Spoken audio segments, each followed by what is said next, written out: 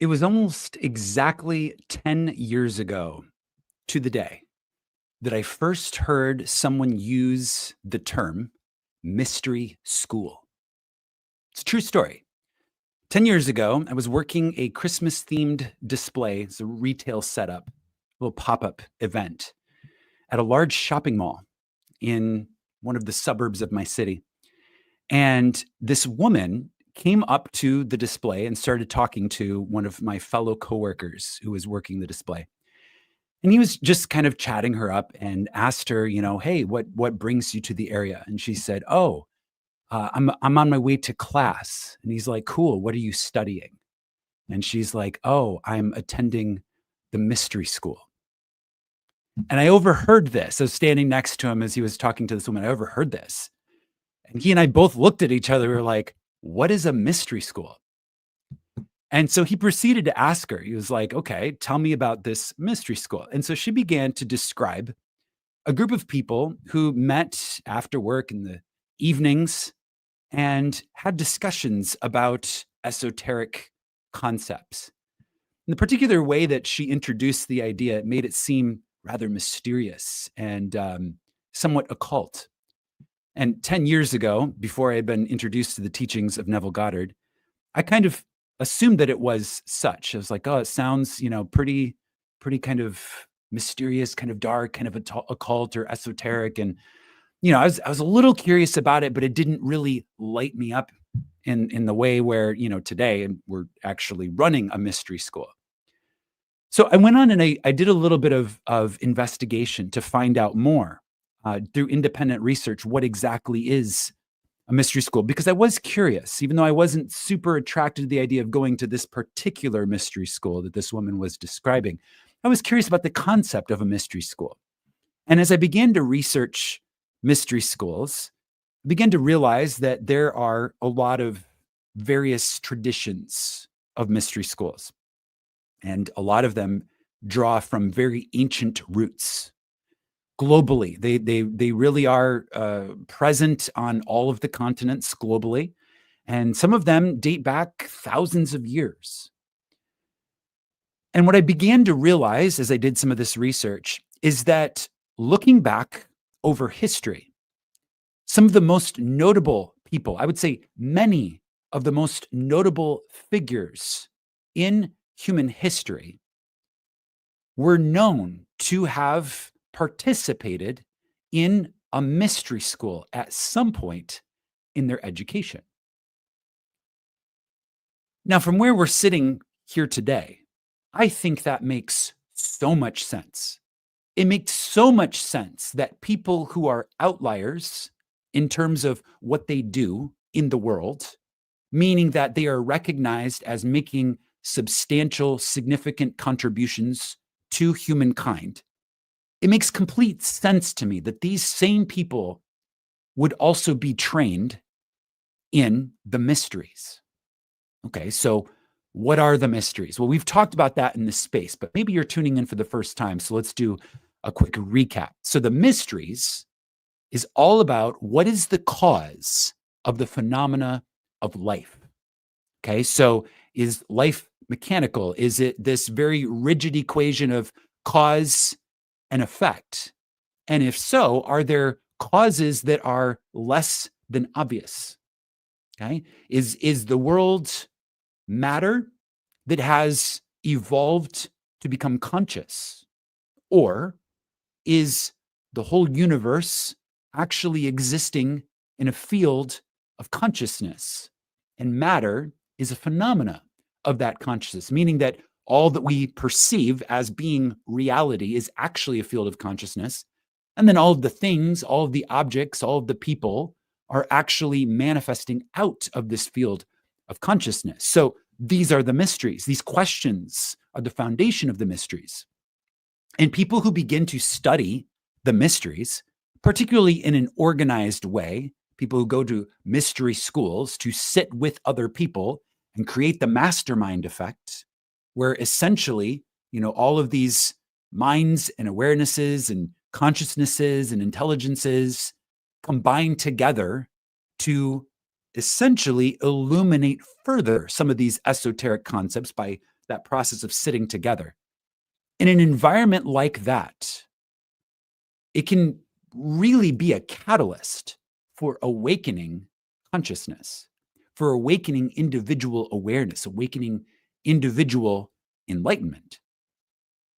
And it naturally and logically follows that people who are trained in the mysteries, meaning that they begin to awaken their own consciousness, and then through a series of tools that are introduced, usually according to the tradition of that particular mystery school, they begin to operate as a conscious participant, a conscious creator in their reality, meaning they become at cause consciously, as opposed to all of the people who do not ask these questions, who do not train in the mysteries in this present lifetime, who really do not assume that role of consciously being at cause of the phenomena of life. And so naturally, the people who do consciously assume the role of being at cause begin to consciously create circumstances, begin to consciously create that person, that man, that woman, that human, that ideal state that they desire to be. And through the application of mystery school teachings, application of these tools, they can begin to actually become this ideal version of themselves. And this is why we find that many of the outlier human beings in terms of contributions made by the individual to the advancement of the whole were trained in the mysteries, because they were trained in the perspective of being at cause, and they were taught, in some cases through rigorous trainings, how to operate law of consciousness and become the person they desired to be. And naturally, these people did.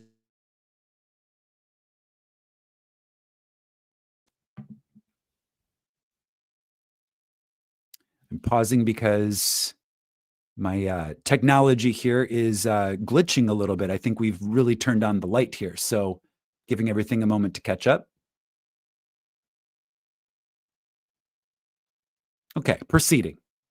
So these individuals who consciously decided, I'm going to be at cause, began to create the life of their dreams. And in particular, these ones that are standout and notable in history, that included making significant and substantial contributions to humankind, to the point where hundreds of years later, in some cases, thousands of years later, they are looked back on as being significant in that individual incarnation, in that individual lifetime. What they did with that gift of life still resounds in our reality today. Now, here at Sunday Mystery School, we are teaching the mysteries in the tradition of Neville Goddard. And Neville Goddard was trained in the mysteries in a couple of different traditions. His primary teacher, as he revealed in his lectures, was a man named Abdullah. And Abdullah was trained in the mysteries in his home country of Africa. And we don't have a lot of information about where Abdullah came from, or in particular, what that specific tradition was all about. But we do know that Abdullah was very fluent in the Hebrew language and was able to decode some of the original manuscripts of really the original mystery school text, which is the Bible, with great fluency. We also know that Neville was trained in the Rosicrucian tradition, which is also an ancient mystery school. During his time in London, he was introduced to some of the books. He sat with members of the people. We don't really know how deeply he went into those traditions, but clearly he came back and was able to shed a lot of the dogma, because not all mystery schools are created equally. Some of them have a lot of dogma, meaning a lot of, strict rules and regulations. Others are a little bit more open-minded about things. In our tradition here at Sunday Mystery School, we are really patterned upon the teachings of Neville Goddard, and it includes all of the things, really, except maybe some of the dogma, that other mystery schools traditions include, such as we have a set of tools that we use. Our set of tools we refer to as state akin to sleep and imagination and assumptions, the law of assumption. And the whole purpose of Sunday Mystery School is to train, in a manner of speaking, weekly on these tools and to learn to become fluent with them so that we can live a conscious, at cause kind of life. And for some of us, living a conscious, at cause kind of life, a dream life, for some of us, that may mean that hundreds and thousands of years from now, what we do in this individual incarnation still resounds. Okay, some of us, that may be our desire to do something, to contribute to humankind in a way that will resound for hundreds or thousands of years. And for others of us, perhaps the dream is a little bit simpler than that. Maybe it's just simply to live a fulfilled and satisfied life, or to be a wise contributor to our family, to be someone of wisdom that can help to raise and guide the next generation from a place of enlightened wisdom, as a, in standing in contrast to the somewhat darkened world that we sometimes find ourselves in. Regardless of what that goal really is, regardless of what it is that draws us to a study of the mysteries, studying the mysteries is a recipe for enhancing our quality of life. Because to be at cause, it really is a mixed plate at first, meaning that when we really begin to assume I am the cause of the reality that I am observing, at first, if there's some things in our reality that we would prefer not to be experiencing the way that we seem to be experiencing them, can feel kind of heavy. Like, oh, I created that through my awareness in some way, through my consciousness, through my ignorance.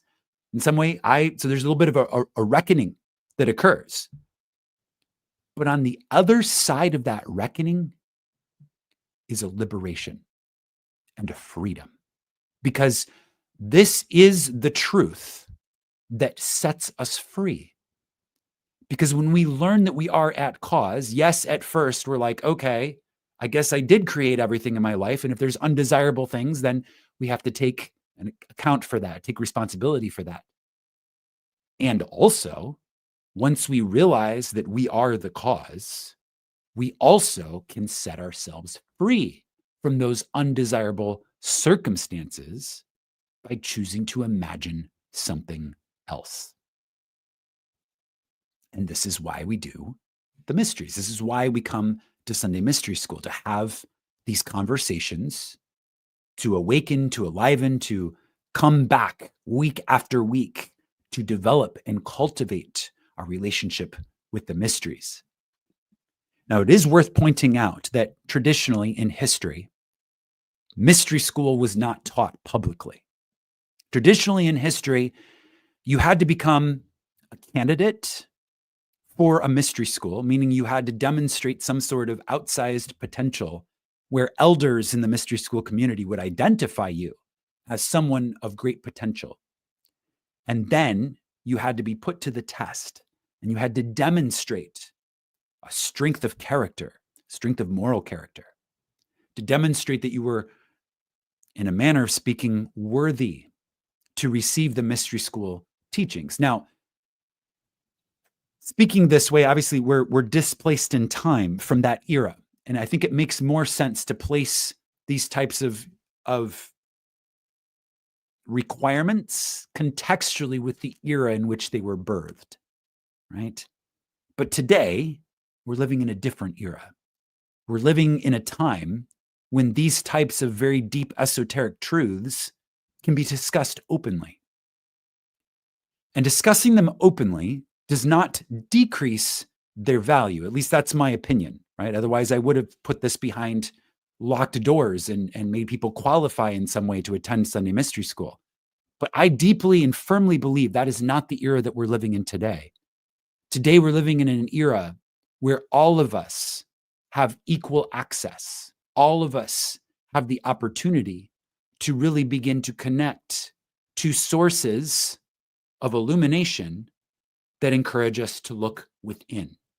Because remember, the truth is not on the outside. The purpose of a mystery school is to teach us to look within, and specifically where to look within. That's really the goal of mystery schools, to teach us not just to look within, but where to look within to find that deeper source of truth. We're living now in an era where I believe this truth is the birthright of every human being. And that is why we teach Sunday Mystery School in an open forum like this. Now, we do also have a space where we go deeper than what we do here in the open forum. And that is, of course, the channel Mastermind. So for those of you that would like to go deeper into the teachings beyond what we share in this Sunday Mystery School setting, that is also available. It's optional and it is available. Where we are in Sunday Mystery School now is we have invested 30 episodes into really deeply illuminating Neville's original Masterclass. So Neville Goddard, really the one that this mystery school tradition is patterned after, his teachings, his body of work, his Masterclass. We have retaught over 30 episodes and really deeply illuminated everything about this original body of work, this original Masterclass that he put forth in 1948 to his group of Masterclass mystery school students. And at the end of that work, he took questions from his students. So he sat them for 5 days. We did it for 30 weeks. He sat his students down and said, okay, what are your questions after this in-depth mystery school training? Here at Sunday Mystery School, we're doing the same thing. We did 30 weeks of mystery school training, and now we have opened up to the community and said, okay, what are your questions? And I created a Google form for the submission of these questions. And in the couple of weeks that this Google form has been opened, we've received almost 100 student questions. Okay, so it is voluminous. It's a lot of questions. Today, we are going to go into a few of these questions. And I think in particular, we're going to start with one Mastermind member's questions. We're going to begin there and we're going to talk about these ideas. And I give this as an intro to really frame the question in the context of the 30 episodes of mystery school training. Because what we really speak about at this point in the school, where we have already really unlocked that initial body of work, we have to place whatever we're speaking about now in the context of all of the work that came before. Okay, so with that, we're going to go ahead and move into an exploration of those questions. But first, just to appropriately set the space, I'm going to take this opportunity to speak a blessing over everyone who is gathered here today. This is a way of setting the space and setting the tone for this exploration, to understand that all that we are really speaking about really does originate from within. And so this is a blessing that recognizes that and speaks it over this space accordingly. So I just invite you to join me. We're going to draw our senses inward and speak this blessing. I turn now to go within, drawing my senses inward into the center of my own being. I offer gratitude and appreciation in this moment for the perfection that is this present moment. In gratitude, we accept that we are, and we declare that we are wise souls, growing healthy, youthful minds. Thank you that we are feeling now the presence of life force energy, awakening, enlivening, and making whole our bodies in this physical dimension. Thank you that our relationships are now healed with love, compassion, and understanding. Thank you that we have humbly accepted our power and our responsibility to imagine wisely as sovereign co-creators of the world we share. Thank you that we are now inspired by life-expanding, consciousness-uplifting possibilities that are manifesting now. We honor the ancestors who have walked this path ahead of us. And we are grateful for the wisdom that has been passed down from the ancients, encoded all around us in the spirit of liberating our hearts and our minds. And thank you that together we welcome the inheritance of our bright and beautiful future. And so it is. Okay.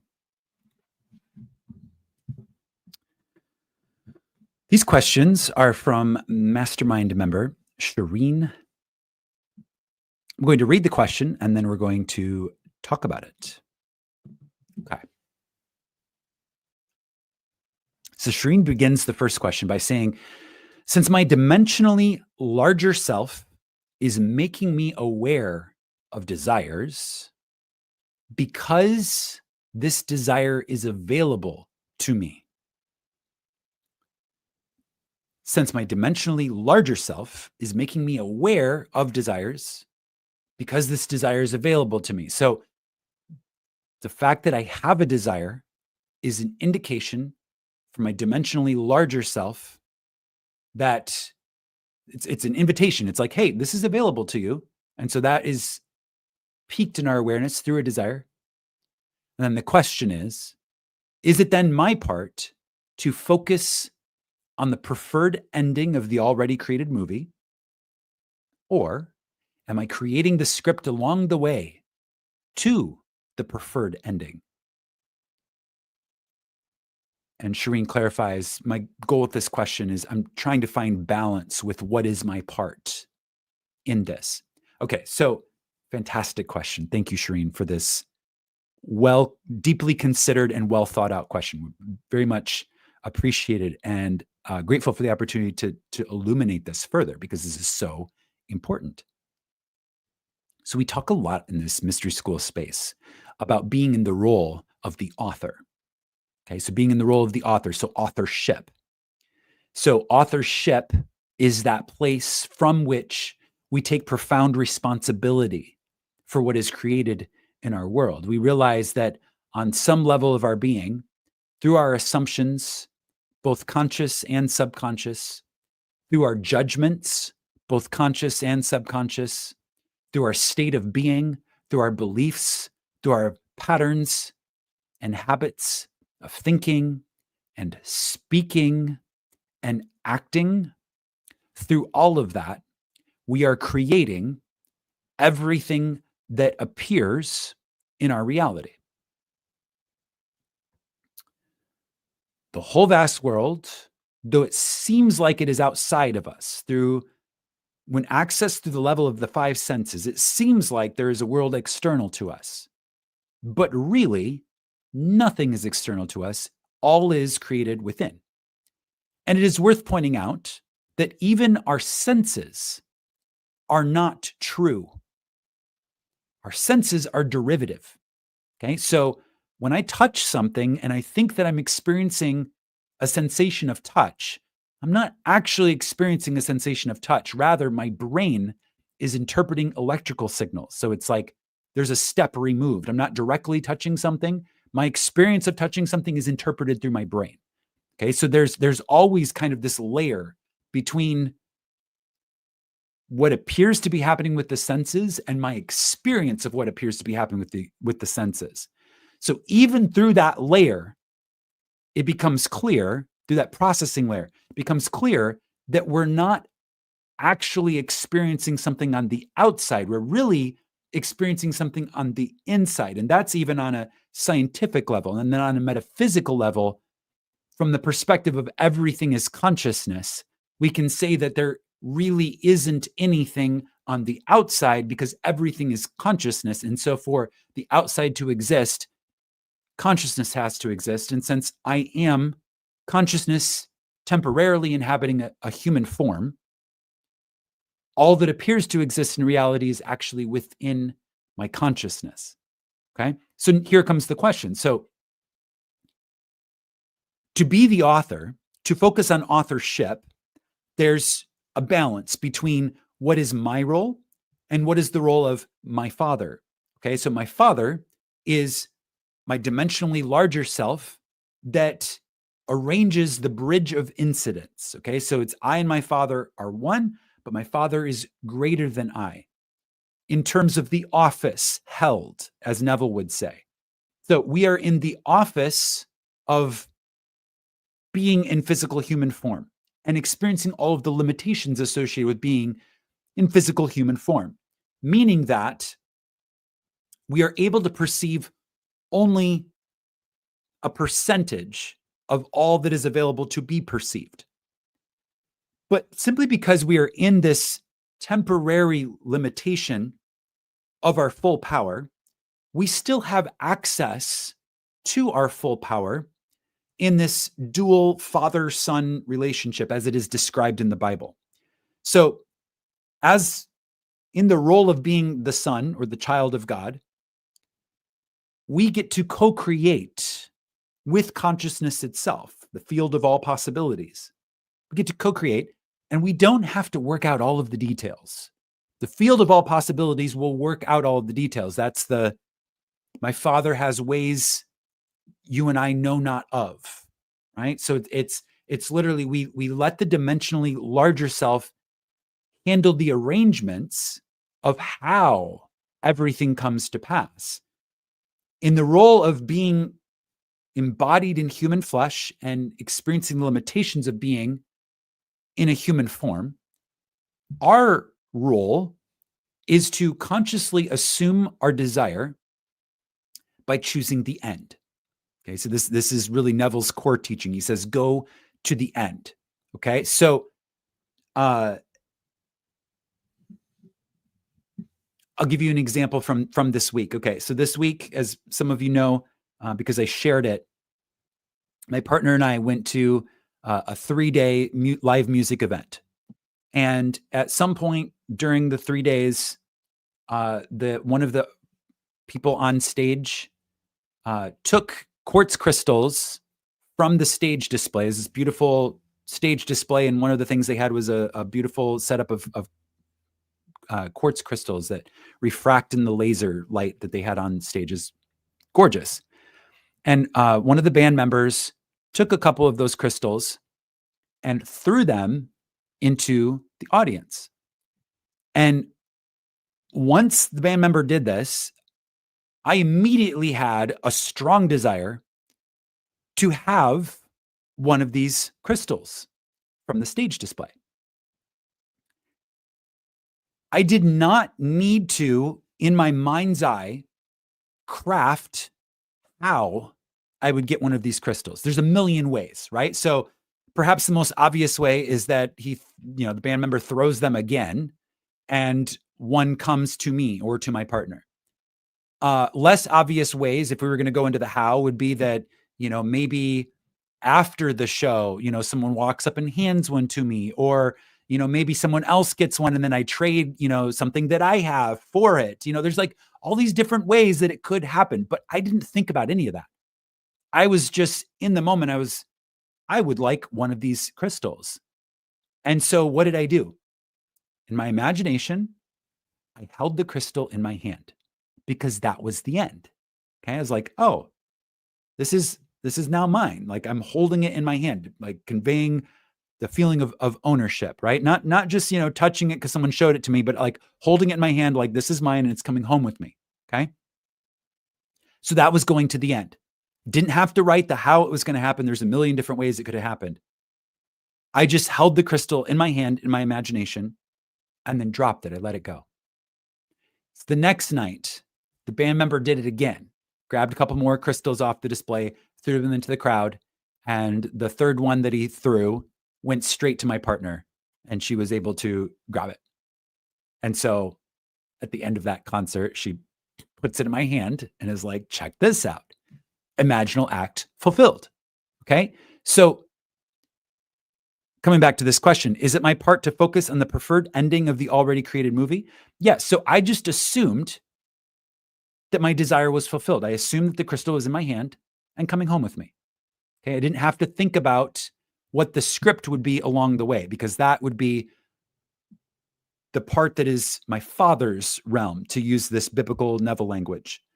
So my dimensionally larger self would prompt the band member to feel the urge to walk out from stage and grab more crystals and throw them straight to either me or my partner. Okay. I didn't have to ask for that to happen. I just held the crystal in my hand. And my dimensionally larger self took care of prompting, giving the idea, stream of consciousness to the band member, hey, let me go throw more crystals, right? Oh, let me throw it this direction, right? Oh, let's have Josiah's partner stand in exactly the right place so that the crystal comes straight to her, right? So it's like all of that I didn't have to think about. I just had to hold the crystal in my hand, okay? The second part of this question says, am I creating the movie script along the way to the preferred ending? I'm trying to find balance with my part. Okay, so I gave you one example of just going straight to the end. When it's something as simple as a crystal thrown from a stage display into the audience, and I want it, and I want to come home with it, that's very straightforward, that's very simple, and perhaps the easiest answer that I could give to this question. Let's go a little deeper into it and let's tease out some more nuances here, okay?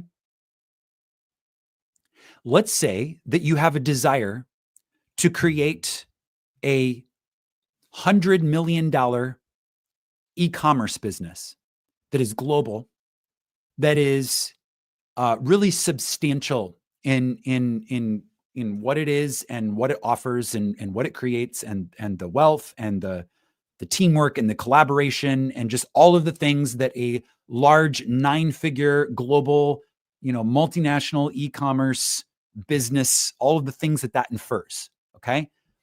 Your end scene, if you really decided this was your burning desire, your end scene might be something like, explaining to your child, who's probably grown up, right? Like you're going to fast forward maybe 20, 30 years, right? Explaining to your child, who's probably all grown up, that it's time for them to take over the company, right? That might be the end scene. Like, hey, son or daughter, I've invested my life. I've invested the last 30 years building this massive company. And I want you to know this is your inheritance. And I would like to begin to train you to take over this company. Okay. So just as an example, that could be the end scene. In your imagination, you could be sitting, in one of your houses somewhere and, sit down your son or your daughter and explain to them that I'm just giving an example, right? Okay. So that's like 30 years in the future, potentially. Okay.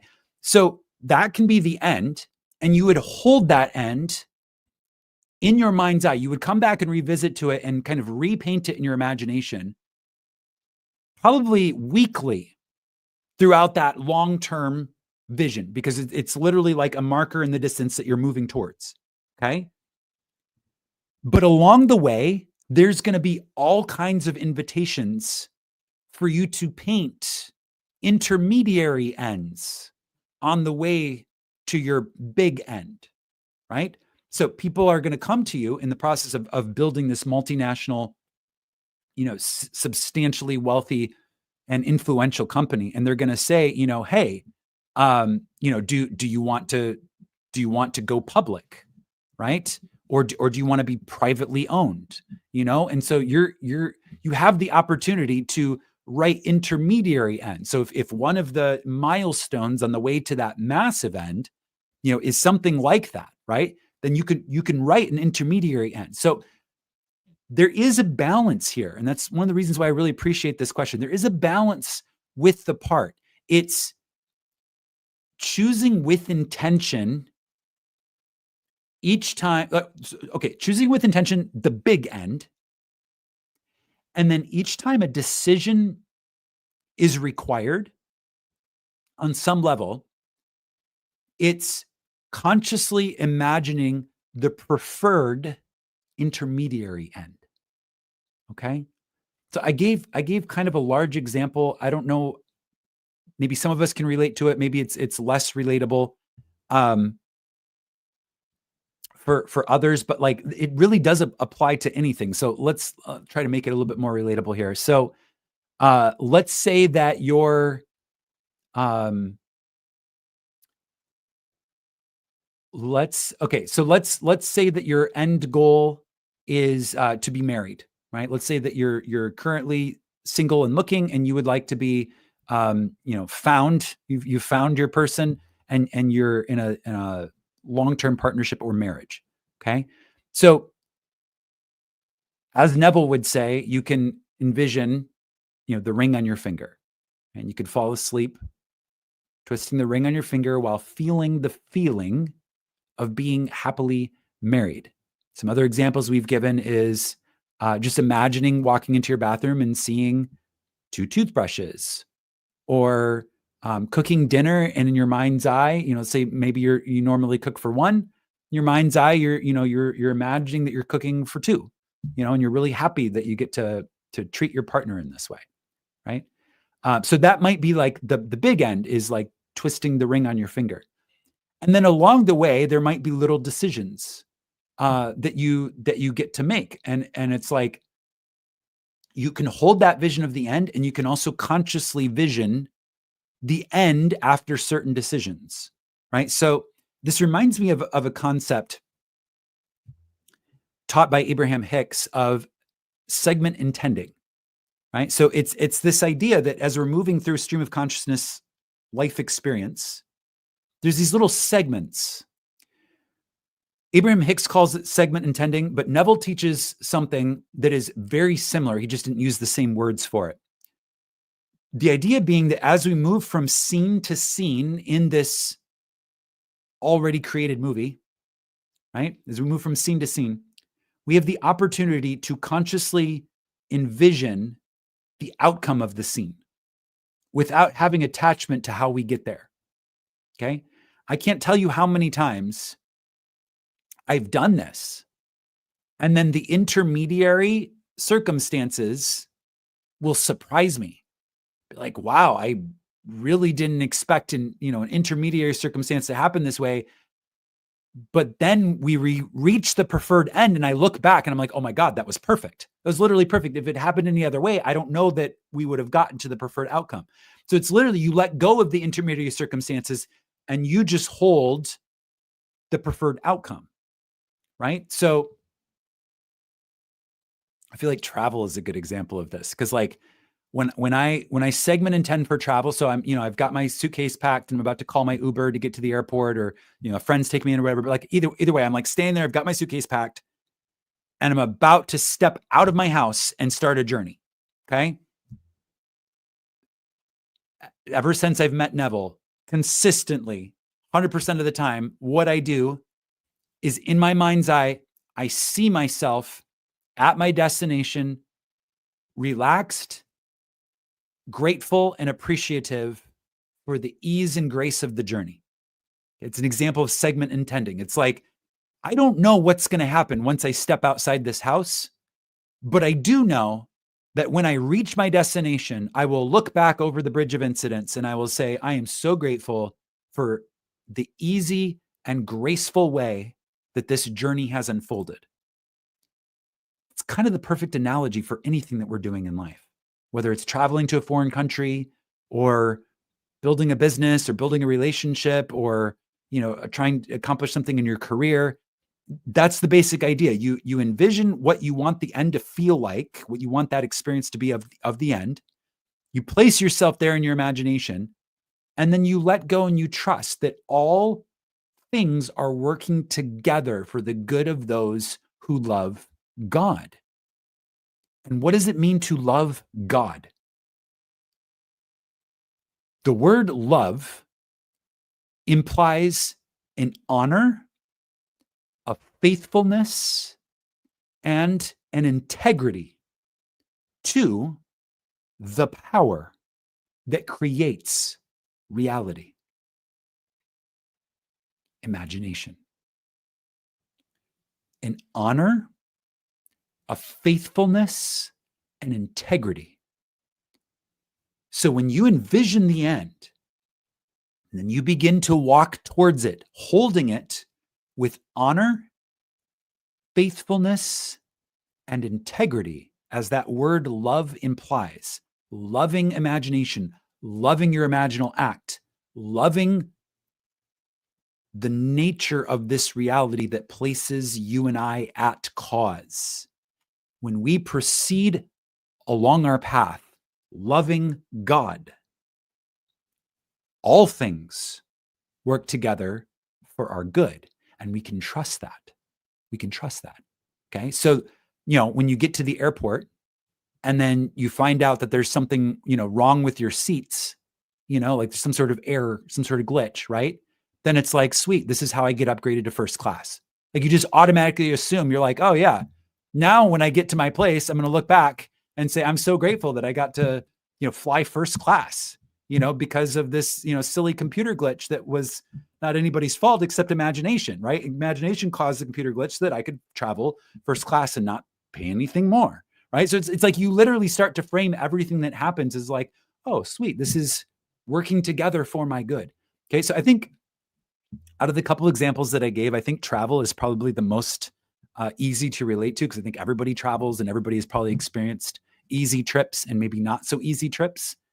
And I think that this idea of segment intending is very illuminating as a frame for how to engage with finding balance with the part. Okay, so it is a practice to find the balance, but the general idea here, if I can try to make it even simpler, the general idea here is to determine what you want. That's always step one. What do you want? And then to create a scene that is sensory, that implies that you have it. And to run that act. Okay, so what do I want? I want a crystal from the stage display and I want it to come home with me. Okay, what is a scene that would imply that you have it? I'd be holding that crystal in my hand. Okay, so it's like I don't have to worry about the intermediary details. I just hold it in my hand. So he could have, anything could have happened in that scenario, but I just remain faithful and I love God, right? Knowing that like whatever would happen in the intermediary, I'm coming home with the crystal. Like I had 100% faith, honor, and integrity to that imaginal act. I just knew that I was coming home with one of these crystals. I didn't know how it was going to happen. I could have found it, could have fallen out of someone's pocket on the way out of the venue. And I could have scooped it up off the floor if he had not thrown it straight to us, right? I didn't know how, and I didn't care how. I just held the crystal in my hand, right? So it's finding balance with the part. It's determining when you have decisions or when you see new possibilities, it's determining, okay, what do I want? And as we've talked about at length and towards the beginning of Sunday Mystery School, these 30 episodes, we talked about how really when you don't really know what you want, you go back to your values. What would be an outcome that would be a veneration of my values, right? So, something is, there's some sort of issue, maybe a relationship, gets a little tense, right? And you're like, well, I don't really know how to fix this. Okay, well, what are your values? Well, I value truth and authenticity, and I do value friendship, and I value beauty, and I value connection. Okay, cool. What is a scene that would imply that all of those things are alive and well in this relationship? Oh, well, probably an apology and a really nice, soulful hug. Okay, do that in your imagination. Like either give or receive or both the apology, and then give and receive that soulful, beautiful hug. That's the imaginal act. And then just ride the waves in the meantime to that fulfillment. So when you're not really sure, if it's not obvious to you, go back to your values. And then obviously the next step is if you have not clearly defined your values, really your values are the first thing that you want, right? So it's like know what you want. That's step one. Really, it's know what your values are. And then out of your values come knowing what you want, because everything should be framed through your values. I think that makes sense. I wouldn't go so far as to call it common sense, but it does make sense. Okay. Okay, let's that feels complete. So let's move on to question 2, also from Shireen. How does the way we view ourselves, self-concept, relate to our belief systems? The nature of our personal reality is based on our beliefs, or do our beliefs change as we change our state of consciousness? What an awesome question. I'm going to read it again because there's a thickness to it.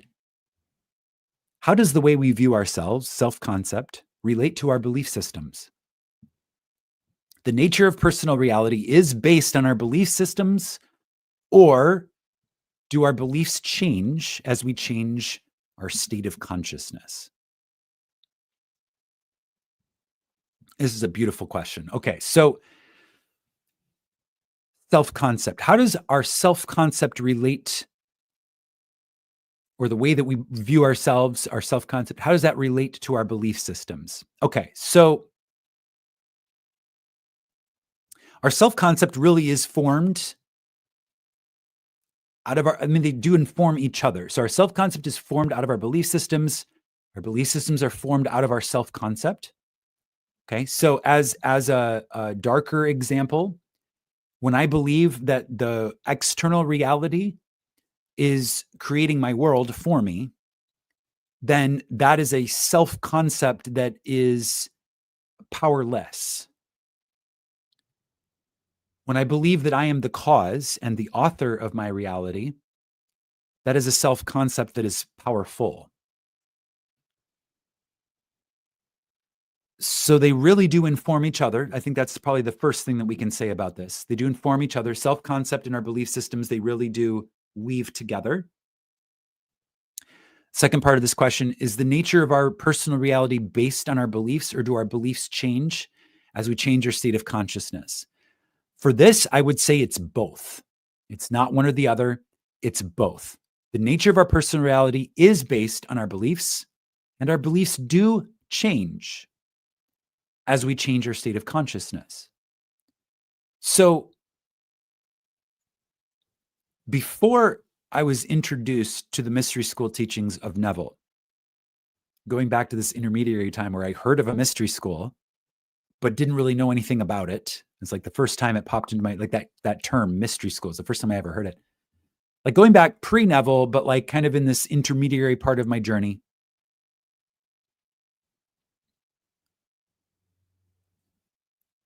I was in a state of consciousness where I didn't believe, not truly, that it was possible for me to be the person that I desired to be. In that self-concept, there was a gap. And I didn't know that imagination would build the bridge to merge that gap, to close that gap. I didn't know that through assuming it, I would become it. I thought that it was like this thing that I would likely never reach. So like I knew that I could be a better man than what I was currently expressing. I knew that I had more potential, but I didn't know how to get there. And because I didn't know how to get there, I did not have the belief that it was truly possible. This was a period and time of my life where I thought that the sweat of my brow is what would make me one way or the other. Okay? There is a place for sweat of the brow, but it's not in a feudal readjustment of surfaces, which is basically trying to strain against a state of being, trying to make something so through efforting while being out of alignment in consciousness. So just as a side note, so the place for the sweat of the brow is when you're in alignment and you're in flow state. When you go hard while you're in alignment and you're being the person that you desire to be, and you're creating from that state, and you're doing things in the world that are aligned with being that person, that's when profoundly amazing things happen. Because you're aligned, you're connected, you're being the person you desire to be, you're acting from that state, you're speaking from that state, you're thinking from that state, and then you're out moving and shaking in the world. And that's when the most profound expressions occur. But going back to my personal story, I was in a place in my life where I didn't even believe it was possible. So my personal reality was not showing me an expression of my potential. I felt very limited. I felt very small compared to what I knew my potential probably was, but I didn't know how to get there. And as much as I tried to force it to happen through the sweat of my brow, it wasn't happening because I didn't believe it was possible in my heart, in my imagination. I wasn't able to envision it. And then love God, meaning envision myself expressing my potential, and then with honor, faith, and integrity, remain true to that belief that it was possible, to enable it to express. Okay, but I wasn't in that place. So my personal reality was based on my beliefs, and my beliefs were that it wasn't, I didn't believe that I was. I believed that I was something less than. So my personal reality showed me that I was something less than my full potential. Okay. And then as my state of consciousness began to expand through teachers, through Neville, through the mystery school teachings, not just hearing, but doing, beginning to imagine, beginning to build faith and trust in my imagination, my state of consciousness began to awaken, began to enlighten, began to expand in awareness. That floating point, little beam of light that my consciousness is, began to ascend. And as that happened, my beliefs began to change. And I started to realize that I do have the ability to express my potential. And it's through using the at cause power, using the power of authorship, using the power of I am, using the power of state of being, the power of assumption. So as my state of consciousness shifted, my beliefs began to change. And as my beliefs began to change, my personal reality began to change, because what I believed was possible began to shift. And we literally, our state of being acts as a filter. So if it's not included in our state of being, even if it's right around us, even if it's right under our nose, we won't be able to perceive it.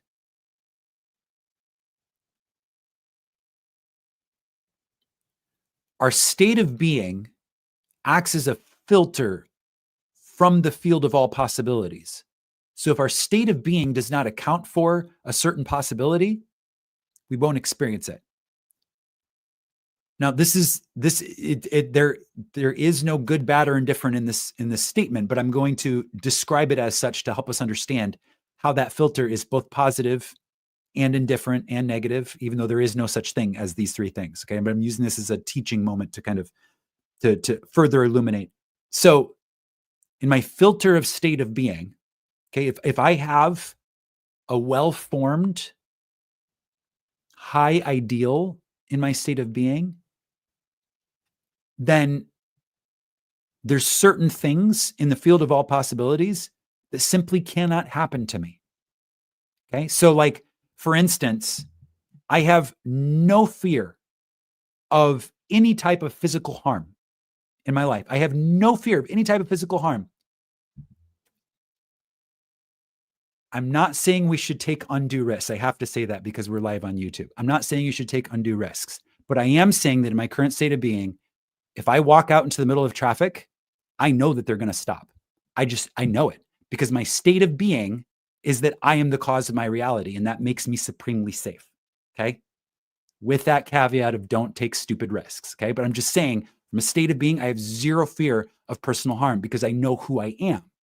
And I know that I'm on earth for a reason. So I'm not going to be removed from this body before exactly the moment when I'm supposed to leave this body, meaning I'm going to exit on cue just as I arrived on cue. I'm playing my part on the world stage.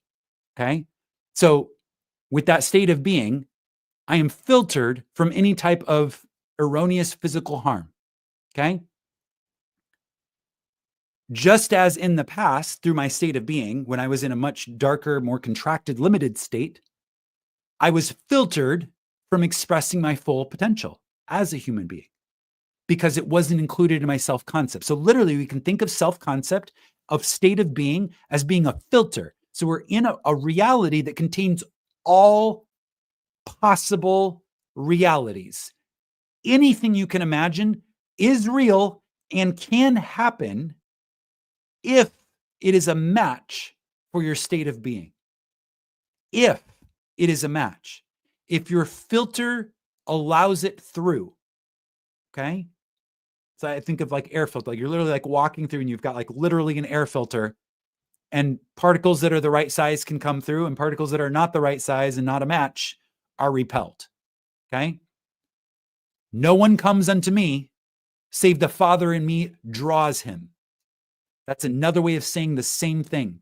Our state of being is a filter for our reality. Okay?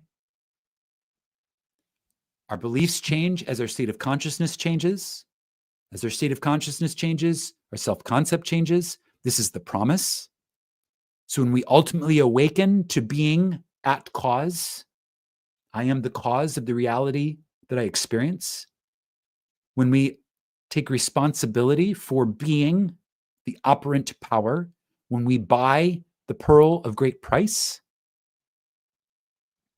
when our self-concept shifts in that way, our personal reality shifts. And so this is literally a journey. So as Neville described it, it takes place over decades for most of us.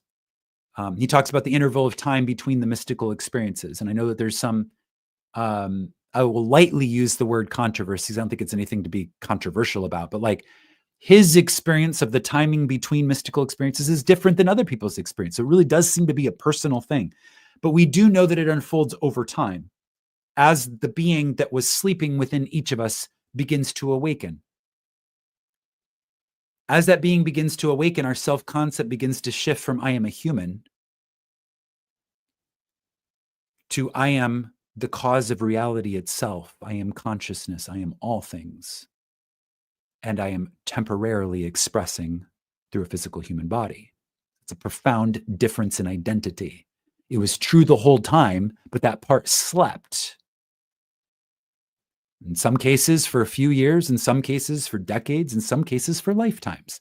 Neville speaks about sleeping through the centuries, living life over and over and over and over again, while that being that knows authorship sleeps.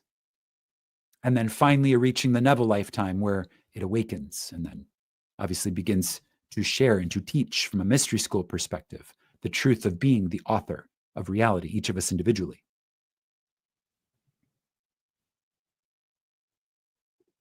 Okay. I'm grateful for the opportunity to speak about these deeper questions from a very, really getting into the nooks and crannies and illuminating some of the nuances about them. There is a third question here, but being mindful of time, I think we're going to save it for next week. At this point, I'm going to invite members of the Zoom room who would like to contribute or ask questions about the conversation that we've had so far to do so. Just give me a moment to adjust the settings so that we can make this happen.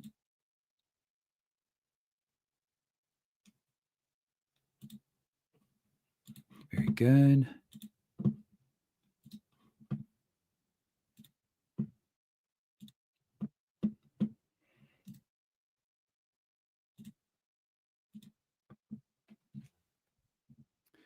Okay, I think it's working. I think we can see you, Orlena. Go ahead.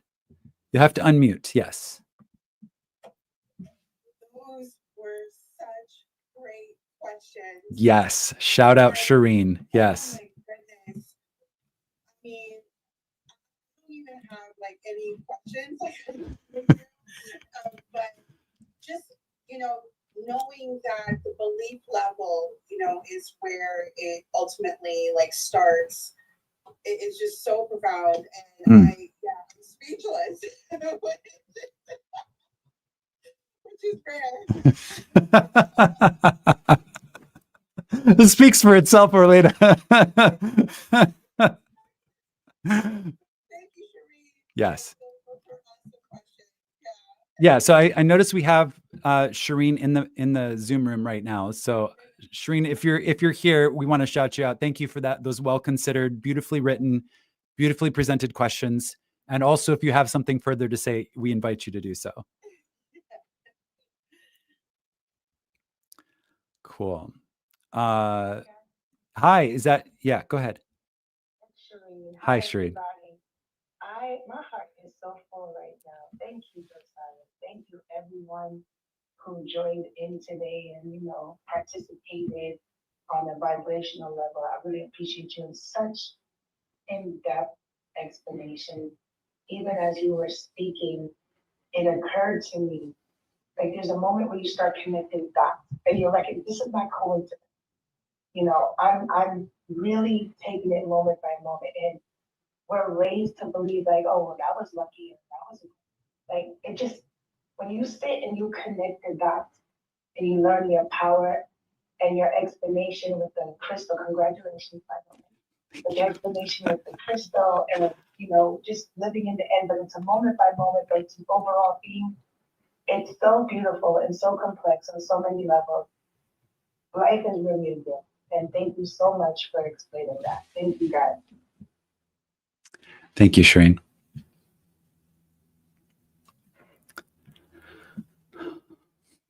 Hi, Andrea. Hi. I agree. Wonderful questions. And I am also very full. Perfect. I have a little testimony and a comment. Please. It is a little bitty testimony of a manifestation. We had a trivia night on Friday night, and our group had to come up with a name for ourselves. And I said, well, we're going to win. So let's be the winners. And we, of course, named ourselves the winners, and we won.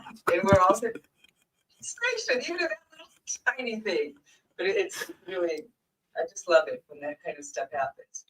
And I really resonated with Shireen's question, and when you were talking about how we unwittingly bring things into our life, and some things I'm just like, how in the world did I agree to it? Because I didn't consciously remember at all agreeing to like a severely arthritic hip and a total hip replacement.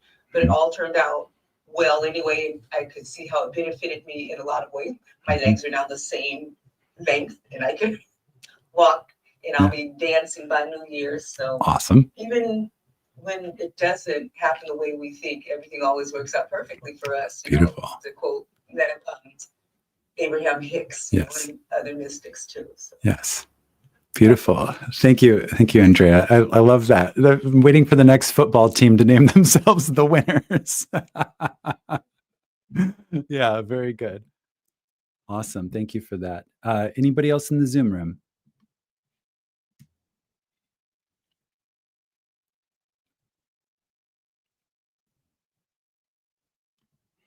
Okay, so if you are a member of the Mastermind and you have not joined the Zoom room, go ahead and join the Zoom room. The link is in the community tab.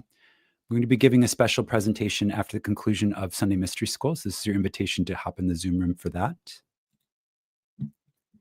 I am going to take this opportunity just to scroll through the comments on YouTube, which I don't always have the chance to do, but I'm going to look this time just to see if there's anything to call out.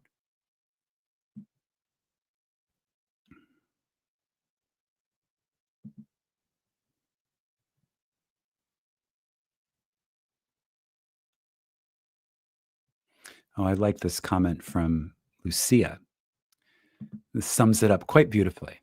What is inside, it's outside. If you evolve your inside, everything outside will show it. Very nice.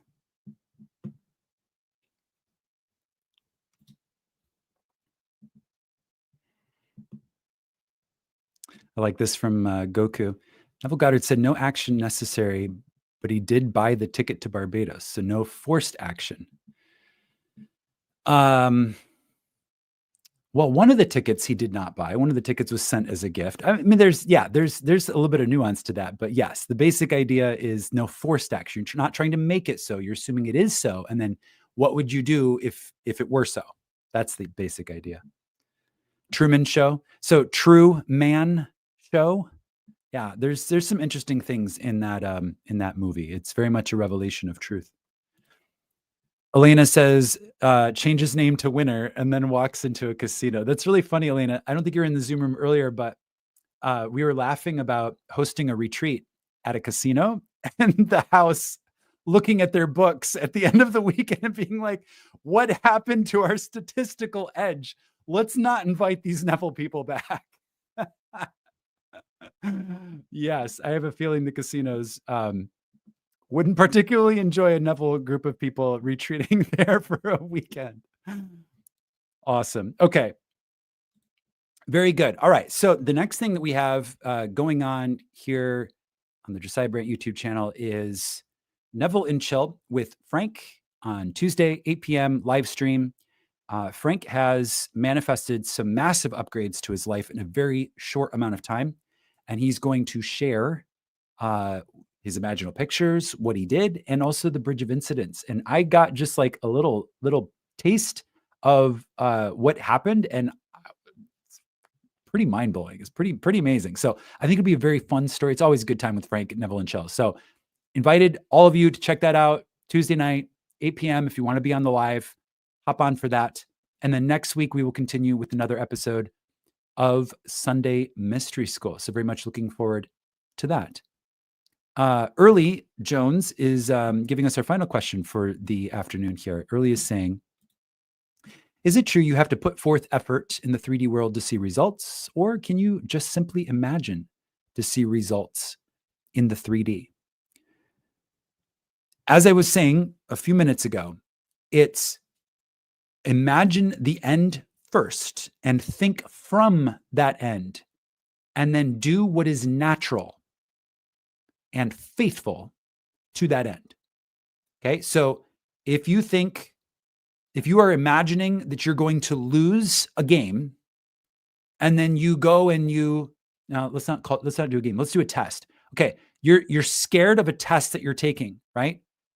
In college or professional exam. Maybe you're taking the bar or an insurance licensing or securities licensing.